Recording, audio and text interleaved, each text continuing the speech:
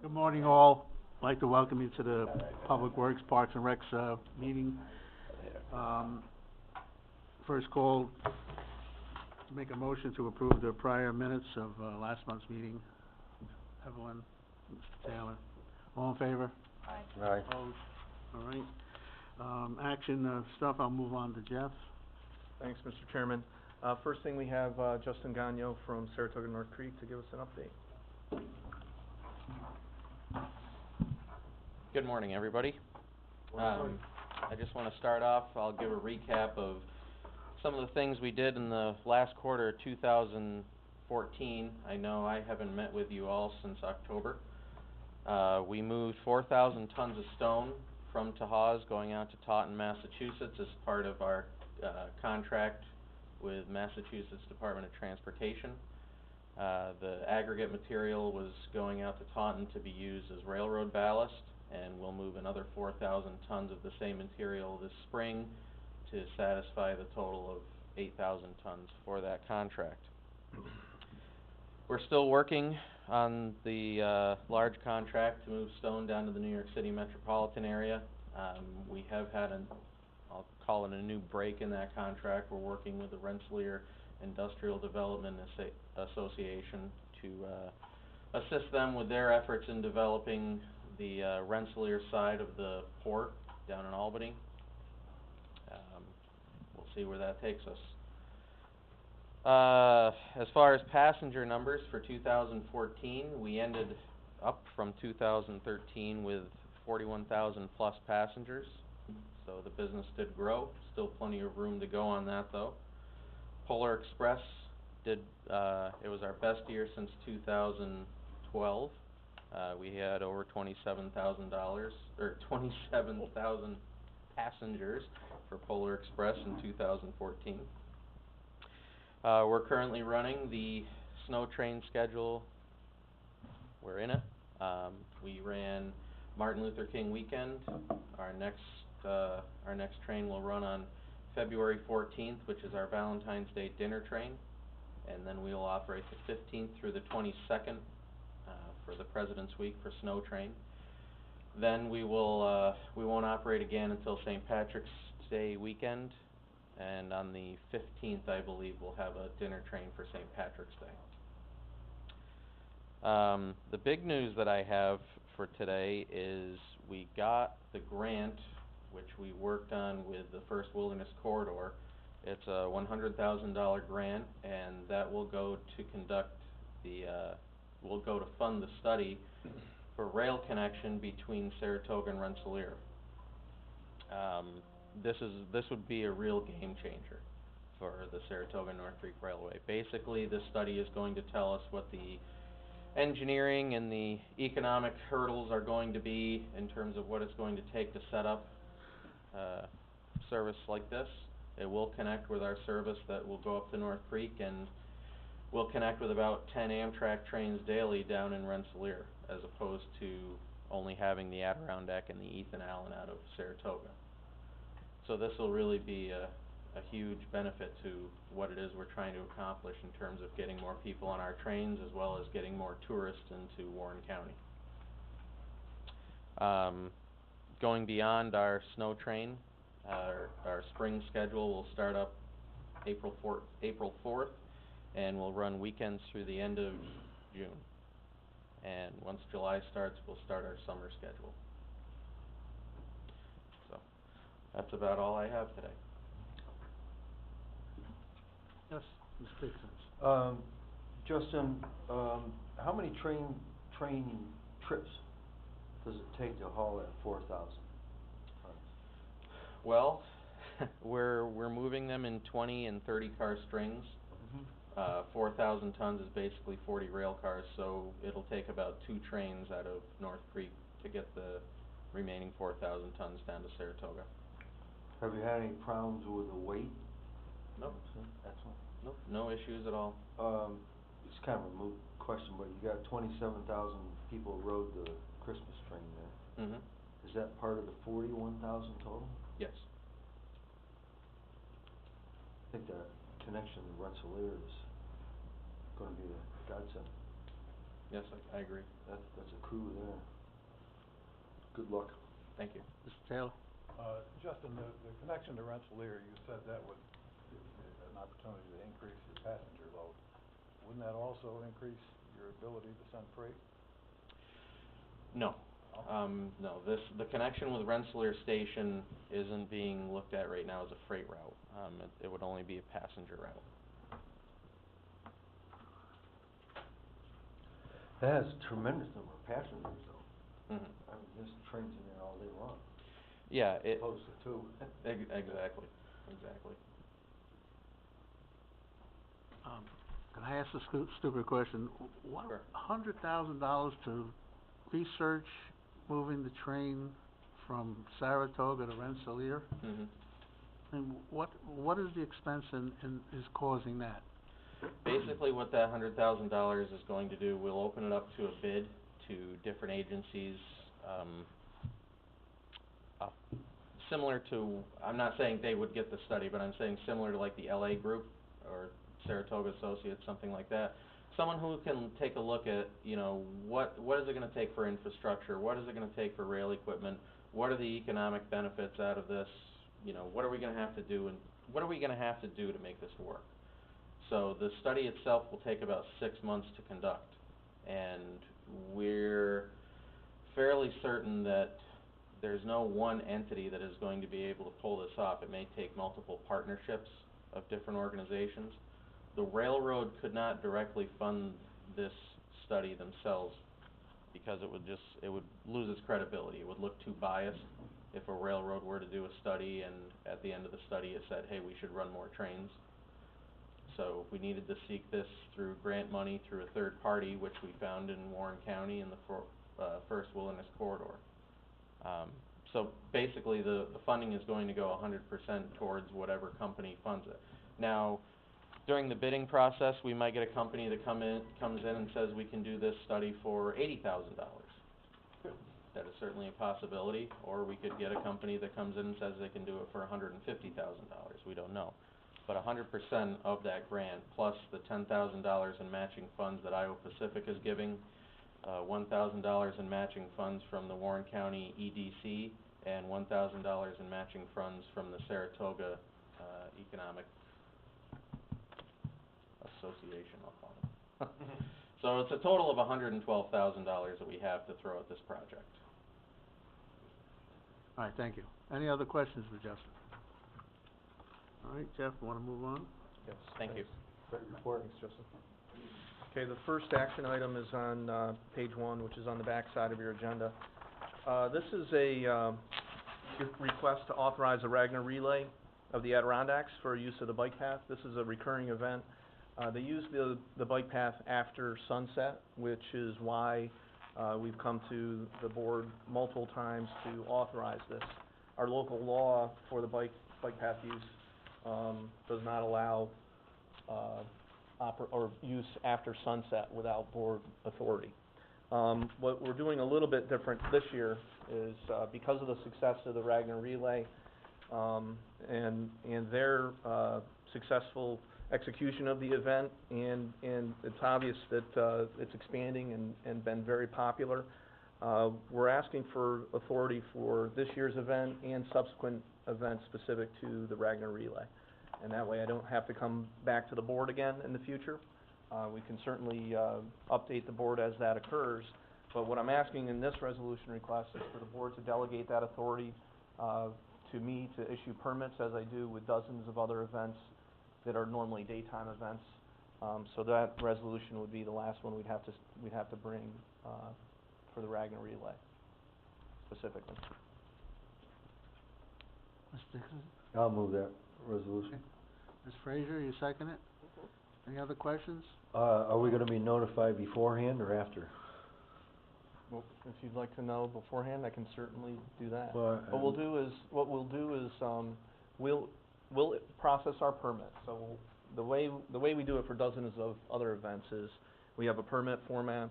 My Parks and Rec staff collects all the information. We coordinate with the event ahead of time. It all passes through the county attorney's office. So this would do the same exact function. And then what I'll do is I'll make sure that we're announcing the event as we do with other events. I'll bring the flyers in ahead of time, so they become public record, here, and everyone's aware of it ahead of time as well. Great, thank you. Can I have one of those agendas, John? I didn't Sure. get that. Mr. Taylor, did you have your hand up? Yeah, I just wondered if Jeff had any, complaints in past years from neighbors on the bike trail. No. No. I How about don't this? think we spoke about it at all. I don't think we've ever had it. No, and it's amazing, you see this kind of, it looks like a transformer helmet or something like this Ragnar symbol, you see them on cars all over the place. So the event is done all over the nation, and, my understanding is that it keeps expanding. They have more participants each year, and certainly if anybody here wants to form a team, let me know, we'll get you on a team. Well, speak to Martin, he's, Martin's good on his bike, I don't know about running, but. 4-wheelers? Okay, any other questions? All in favor? aye. Opposed? Passed. Up yonder? Yes, the next request is simply to amend the budget for receipt of a Pearsall grant. This is a grant that we've been receiving from this organization on a regular basis.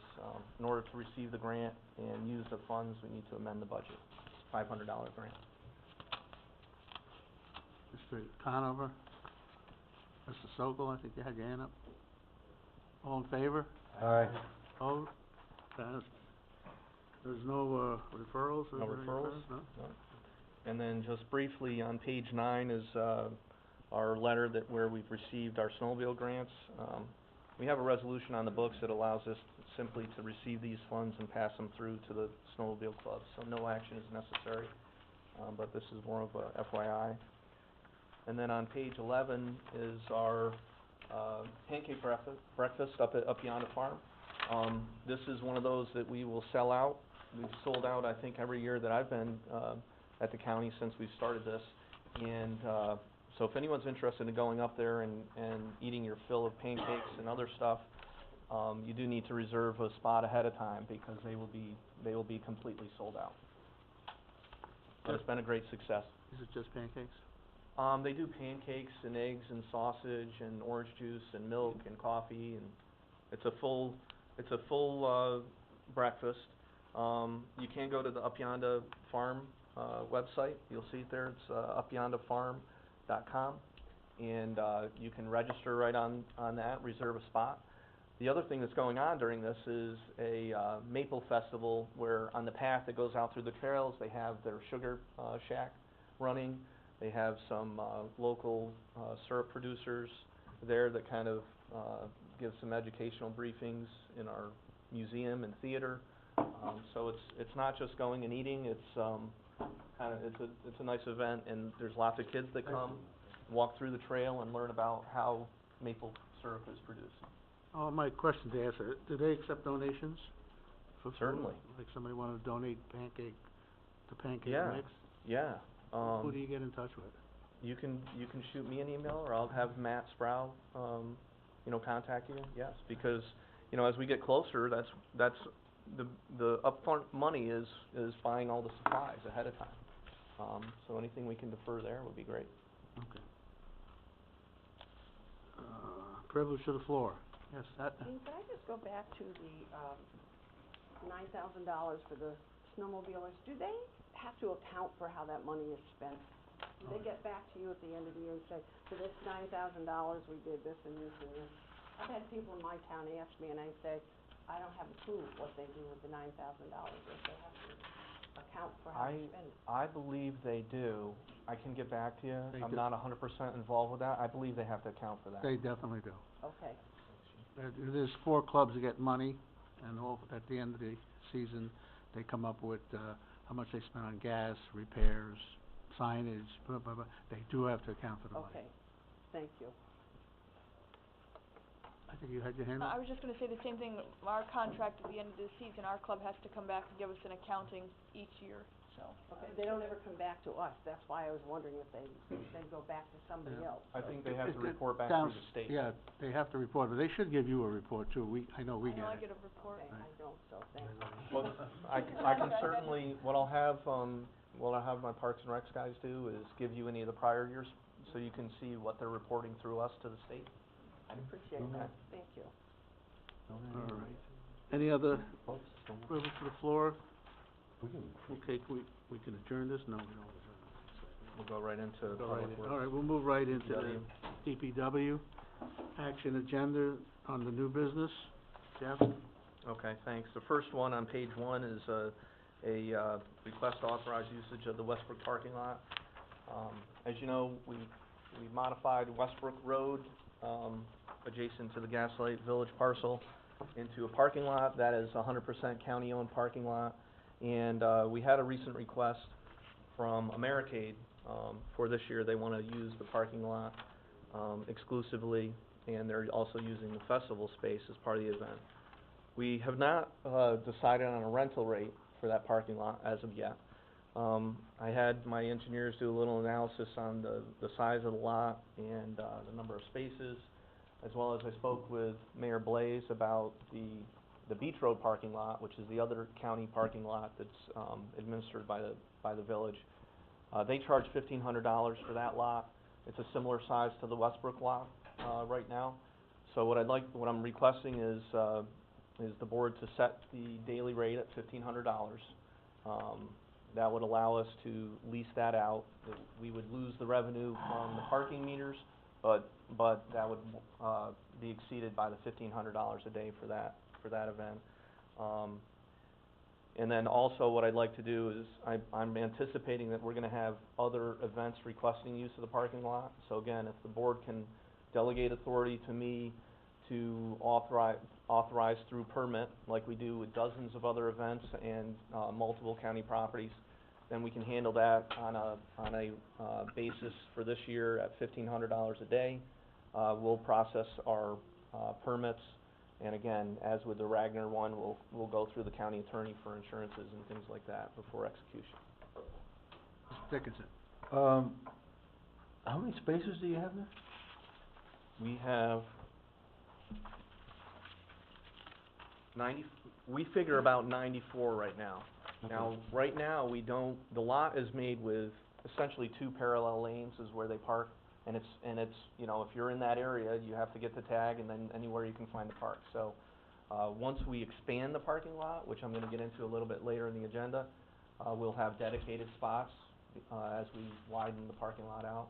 Right now, we think we can fit about 94 cars in there at a maximum, if everybody's doing a good job of parking and not taking up extra space.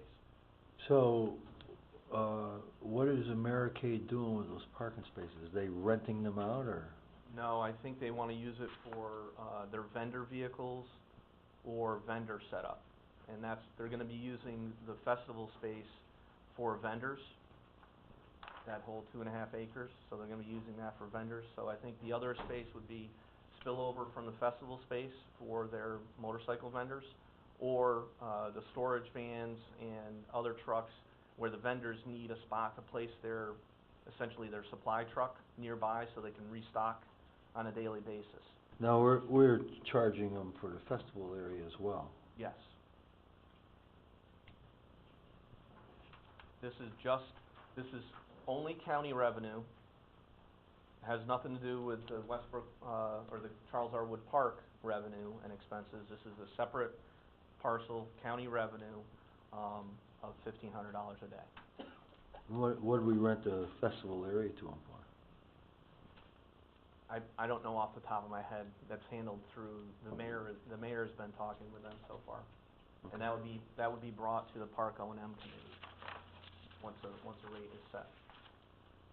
I know the mayor has committed those dates to Americade though.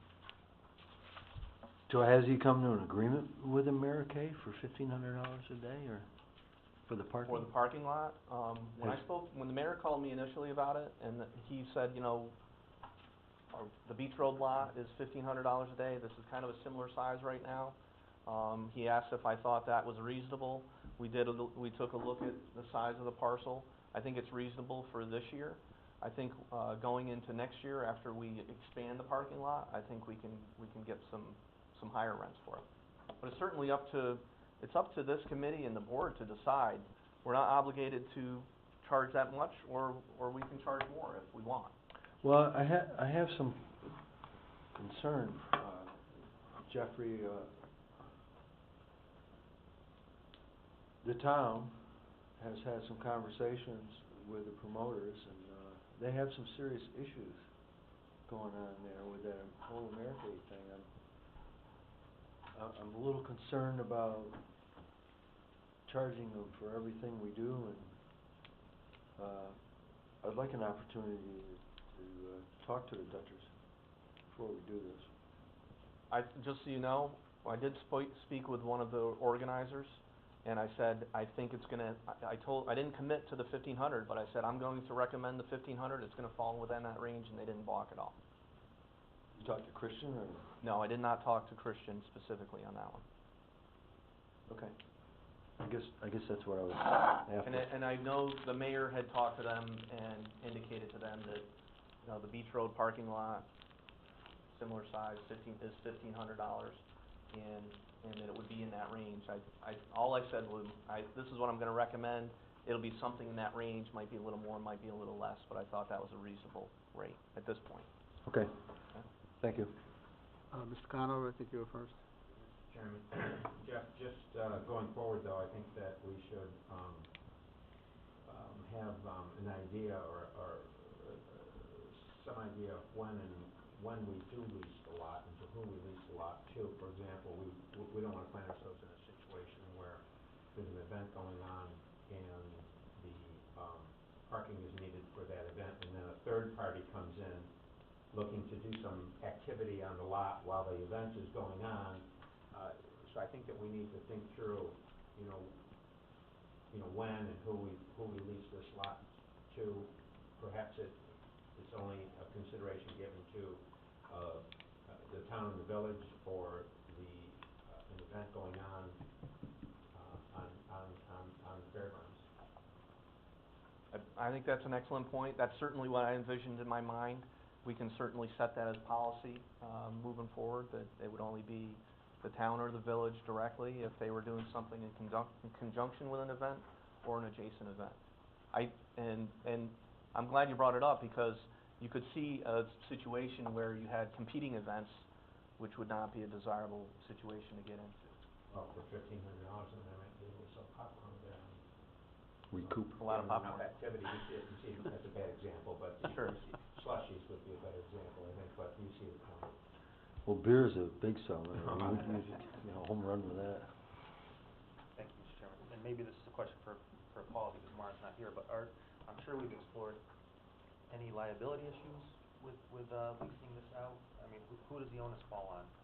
Well, typically, we require them to sign a contract and indemnify and defend. I would assume that's what you're Yes. doing here. Okay, Right, this would fall under our standard, you know, permit arrangements that we've been using, and again, when the board delegates that authority to me on virtually, probably, I don't know, dozens, maybe 50 events a year, then the authority's already been delegated. We have a standard format we use, it all goes back through the county attorney's office, and I know he's been continually reviewing, you know, the event coverages with our insurance carrier, especially when it's something unique. I know with the festival space, there's been some unique things with serving of alcohol.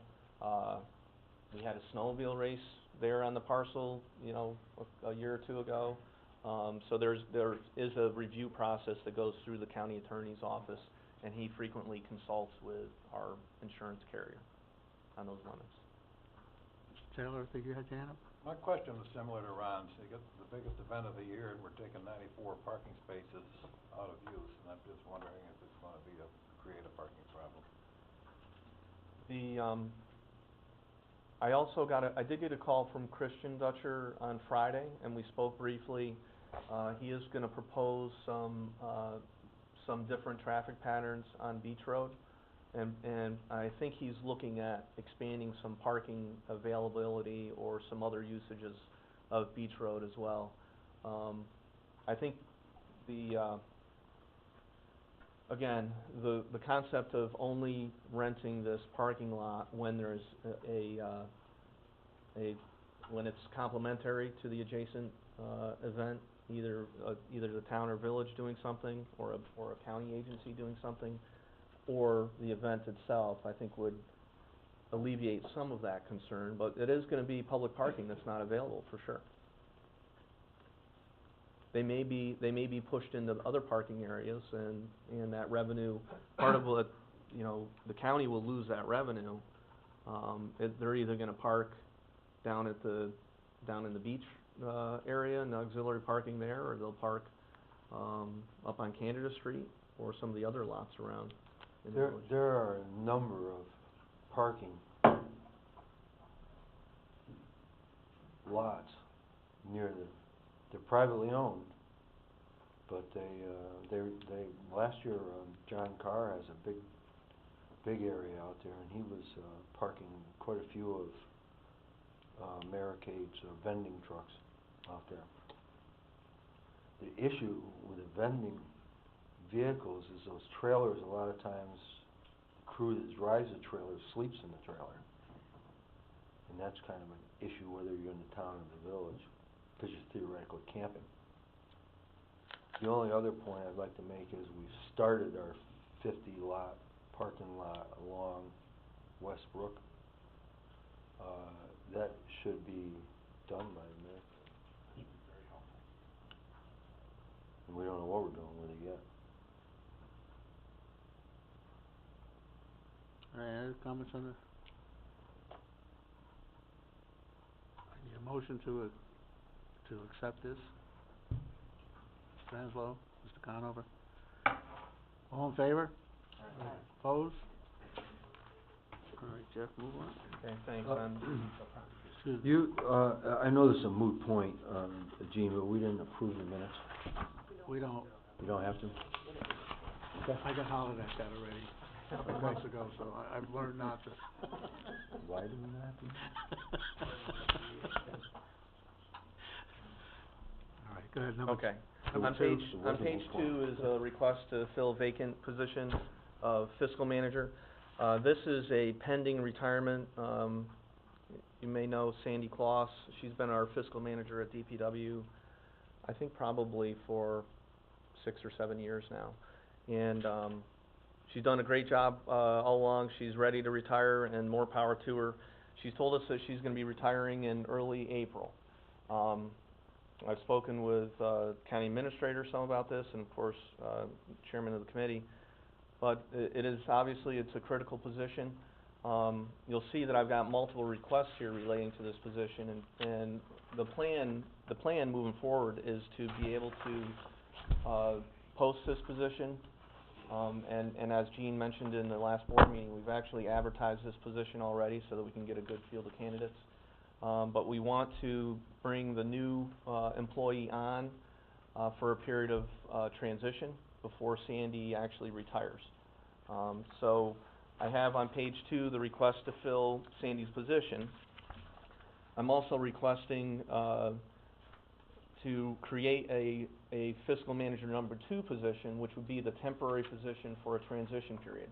What we would do is we would select our candidate that would become our fiscal manager going into the future. Sandy would move into this fiscal manager 2 position, which I'm asking to fund for a 3-week transition, plus her terminal vacation that she'll take after that. So we're actually moving $6,000 here in this budget amendment to be able to fund that transition, where I will have Sandy sitting next to our new fiscal manager and transitioning.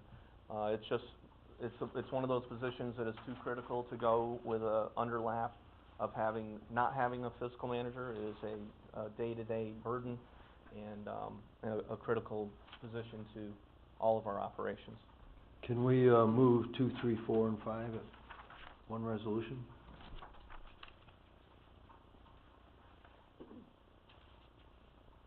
I'll second that. And a second to move 2, 3, 4, and 5. All in favor? Aye. Opposed? That's carried. Mr. Cano, you got? Thank you. Just to point out, I see the section on civil service status and human resource director approval is not complete. Is that just an oversight? No, I have spoken to HR. They have approved this position. It's just a matter of me getting from Warrensburg down here with the form, and so that will occur. But I assure you that those approvals you know, including discussions with the county administrator, discussions with HR. I don't think I've spoke with the budget officers yet about this position. I trust that he'll be supportive, but, I'll certainly follow up with those signatures. Thank you. Any other questions? All right, move on. Wait, you got another hand, Mr. Vanswell? Yeah, is there language, and I know it wasn't exactly in the resolution, but I know the time frame is iffy, but this position, I don't want it just hanging out forever as an empty vacant position. Is it slated to disappear? Do you come back to us to ask for it? Well, we can do a couple, Transitions over? the position, I'm only moving enough funding to fund the 3-week transition plus Sandy's terminal vacation, which could be about 3 weeks. The next action would either occur, through the budget process, where the position would be eliminated going into next year. That would save some administrative burden. If you're more comfortable with me coming back to committee and eliminating the position, I can do that. In speaking with Joan Sadie about it, we've done it in the past where the position would just be sitting there vacant. I can assure you, I only need one fiscal manager. I'm not gonna secretly try and fill the other position. I won't have any money in the position to do it. So, that would just be eliminated as part of the budget process unless you want us to do a deliberate action, again, through the board. No, as long as there's something in process, I didn't wanna just create what's gonna be a vacant position for an open period of time. Okay, move on to number 6. Okay, number 6, this is a request to do some transfers. These are for 2014, road projects. We've been under a continuous evolution on how we're accounting for our internal road projects. Essentially what this does is accounts for, our organic DPW equipment usage on our road projects. This is, normally this would have been done before the end of the year, but with some of the changes in, both some DOT, standardization on how they do the trips reimbursement, also with some changes at the treasurer's office, and with some just staff burdens on my, standpoint, they didn't get done at the end of the year. So, this will kind of catch up our end-of-year accounting for these road projects. You'll see on page 7, this is a listing of the amount of money being transferred, and that accounts for equipment usage only. All of the other labor and materials and contracts have been transferred into the projects already. This is from one pot to the other. There's no new money here. Mr. Conover? Mr. Dickinson? Any other questions? All in favor? Aye. Passed. Okay, No items pending. no referrals, no pending items. Discuss. Yeah, I did want to follow up with the committee. I wasn't at the last board meeting when Mr. Ron Ball had raised some concerns about West Mountain Road, but since he raised it at the board meeting, I wanted to make sure that we followed through with it and I could report back through this committee on our assessment. Mr. Ball, as you may recall, he complained that there was safety concerns with the intersection of West Mountain Road, Bonner Drive, Mountain View Lane. Did have my engineers look at that. Again, we did an accident history on it. There were a few accidents there. One was involving alcohol. Another one was a failure to keep right on slippery pavement. And then the third was a collision with a deer. Mr. Ball had complained that people are doing kind of the rolling stop through the stop signs. The intersection is designed properly. The signs are in the right spot. In fact, on one of the roads, there's signs on both sides of the road, so we don't do that at every intersection, but it's well marked, and there's certainly sight distance before the signs. We don't see a problem from a design standpoint. If people are rolling through the stop signs, it's really a enforcement issue, but we don't see an actual accident history there caused by people failing to stop at those stop signs. The other issue he brought up was a dip in West Mountain Road near where Clennon Brook crosses. He had ascertained that it was a problem with the culvert. The dip that's occurring is not actually over the culvert, and the culvert's in decent shape. We don't think that's causing any undermining of the soils. But it is an area that we'll be in to mill out and patch, as would some other areas on Westbrook Road. So that's more of a maintenance issue that will be addressed here this year. The last item he mentioned was the Rush Pond Trail entrance. We had issued a permit to the town of Queensbury for their construction of a parking area and a construction entrance for their continued work on the Rush Pond Trail. Mr. Ball had concerns regarding the truck traffic that would be involved and the sight distance at that intersection, and thought it would be a safety concern. As part of our permit requirements, we require the town to place proper maintenance and protection traffic devices. So they will have signage in advance of that entrance to let the public know that there'll be trucks entering. We've also taken a look at that intersection as actually before we did the permit, to make sure that there wasn't a big concern with sight distance, and there isn't. The sight distance in both directions actually exceeds the minimum standards and is adequate for that. And as with any other construction permit like this that we would be issuing, we'll do a continuous assessment, as if while the town is underway, if there's any concerns, we can certainly work with them, and I'm sure they'll be responsive in modifying any traffic controls or concerns there. So I think we've got that handled too. Kevin? Did you respond directly to Mr. Ball? I haven't. I've been playing phone tag with Mr. Ball. Why don't you send him a letter? I will. That'd be great. Okay. Yeah, I know Jeff tried, but he left Friday. I told Jeff he won't be back for a month, so we have. I've been calling. He doesn't have his answering machine set up, so I've called multiple times and been told by his Send him a letter, computer. and then, that should suffice. Okay, I will. Okay. Okay, the next item for discussion is the Westbrook parking lot. As you know, we'd achieved a grant. That parking lot will be expanded to the limits of the county right-of-way there, which will bring the lot closer to the new sidewalk that's in front of the festival space. We'll be extending the lot right up to those limits. The grant is a grant that will provide for porous asphalt. So we are under design right now. We're expecting approval on the design from the granting agencies within the next couple months. We'll be going out to bid for this. The construction right now we're scheduling for directly after the car show, which the car show is the week of Labor Day. So September 7th would be the day that they are all gone, and that's really our opportunity to do the reconstruction of that.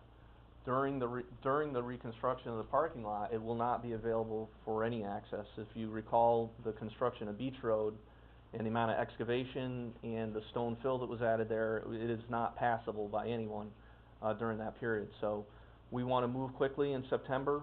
We anticipate that the construction will take 6 to 8 weeks, depending on weather. But unfortunately, during that period, it will not be available for any adjacent usages with the park. And I know there will be park events occurring in September and October as they have last year. By the time this occurs, the Beach Road entrance into the rear portion of the festival space will be available, so we can get vehicles in there, as well as the other paths that will be able to accommodate a light pickup will be available for access into the festival space. This is a project we've been kind of deferring because of the adjacent Charles R. Wood Park, where they're still doing grading work. Because we're going in with porous asphalt, we didn't want to risk doing that reconstruction now and then having earth moving occurring adjacent, which would end up filling the pores and could end up destroying all the work. So we've been deferring this. The park construction should be substantially complete by September, and certainly all of the heavy grading, and we should have turf virtually everywhere throughout the park at that point. So it would be safe for us to reconstruct the parking lot in September. The reason I'm bringing it to everyone's attention is I know there will be concerns with the adjacent events. We're going to have these impacts at some point, whether it's this year or next year, and I think the number of events and the size of the events are only gonna increase going forward, so I think we're gonna have to bite the bullet on these events in September and October and reconstruct the parking lot, otherwise it just will never get done. Are you actually raising the elevation of that parking lot? No, we're gonna be excavating and, adding recharge stone, as we did with Beach Road, and then going back in with porous asphalt. There won't be a significant change in elevation. If you drive through there, Dennis, the new curb and sidewalk is already there, so we'll be matching up to that. True. Any other questions for Jeff? Question. Privilege to the floor, yes. The porous asphalt, you brought that up. How's it working out on Beach Road? Have we had to vacuum that yet, or is it? Yes. We have. Yes, we've been vacuuming it.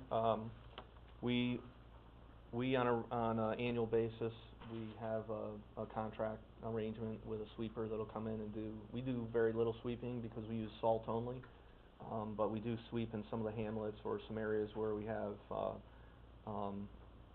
it's, like I said, mostly it's hamlet areas where we have, stone driveways or, coming onto our roads, we do some sweeping. What we did is, we looked a little harder at our sweeper spec, so we have a certain type of regenerative vacuum sweeper that we call for now, and we hit that Beach Road section 3 times a year, once in the spring, once mid-season, and then once in the fall beforehand. But generally, the asphalt, the porous asphalt has performed very well. Structurally, it seems stable. We were concerned about some of the aggregate getting rolled out by plows, but we haven't had any significant rattling of the asphalt. It does seem to take less salt, in part because we're not treating the same water twice, where we get the refreeze and refreeze. We hit it with salt, and then it refreezes again, we have to hit it again. Now the water, once we melt it once, it's gone. And so I think it's been a successful project, and it's actually being copied by other projects across the state. What kind of salt you putting on it? We use sanded rock salt. Don? Can you do that on all the roads in the town of Oregon that are county owned? I can do Less anything. cost on. I can do anything with unlimited money and political will. I'll second that motion. All right, yes, Mr. Conover. Gene, just a question for Jeff on the, data you provided on, diesel and, gasoline. And I know this annual consumption is, very weather related, but it looks, just a quick perusing, it looks like from a, in terms of diesel fuel that, we seem to be using about the same diesel fuel year in and year out, some fluctuations in some years. And yet, I think our trucks are probably more efficient than they were 10 years ago. Then again, if you turn to the gasoline, what you see is in the year analysis, you see that we've really reduced our gasoline consumption. At least it appears as if we've dropped it considerably over the years. Are we running more trucks on diesel? Is that part of the answer, that we're not running that? No, I don't think that. Or we're just running fewer trucks? We're definitely running fewer trucks, and as we've, done our equipment requests, and we've had certainly monetary constraints there, we have taken vehicles off the road. I wish I could account for one factor that, that hits these, but there's really multiple. And, it's not only, our snow and ice, which we're really reacting to, weather conditions, or, a summer storm, or, our construction activity. Certainly, last year, we had a very busy construction season, of which we did, probably more work in-house than I would argue has ever been done by, the county DPW forces. And, we really don't, I'll be honest with you, we try and make sure we're using the fuel efficiently. We certainly have, some no idle policies that we've been in place for several years now. I think those have had a positive effect. But other than that, we're really reacting to what our construction season is, or what our, weather, conditions are, and that's really what drives it. The good news though too is, the fuel price, as everyone knows, has been consistently low, so from that standpoint, our budget has been good on our fuel, where we haven't really had to move money into our fuel budgets. Well, for 12 and 13, I know you're over 5,000 gallons. You're using 5,000 gallons less than gasoline. 2 consecutive years there, that's a lot of gas. And consider that's gas. But you make a good point on the diesel. Since we started expanding the road program, naturally we're going to diesel. So that may be the answer. Well, I can tell you too, we've hauled more of our own asphalt over the last 4+ years. We don't rely on contract hauling. We do use a lot of contract hauling for asphalt, but if we've got a truck and a driver available, we're hauling asphalt. And, so that has probably increased some of our fuel costs, but it's also decreased some of our contract costs, which has allowed us to buy more material, instead of paying for that contract hauling. Yeah, that could answer it as well. Just as a quick comment, in New Jersey, the gas was $1.98 yesterday. 78, excuse me, $1.78. Can you bring some cans up? I only could get a whole tank full, that's all I can bring with me. Thinking that's good. All right, any other questions for Jeff? Nothing else on the agenda, motion to adjourn? Dickinson, Oliver.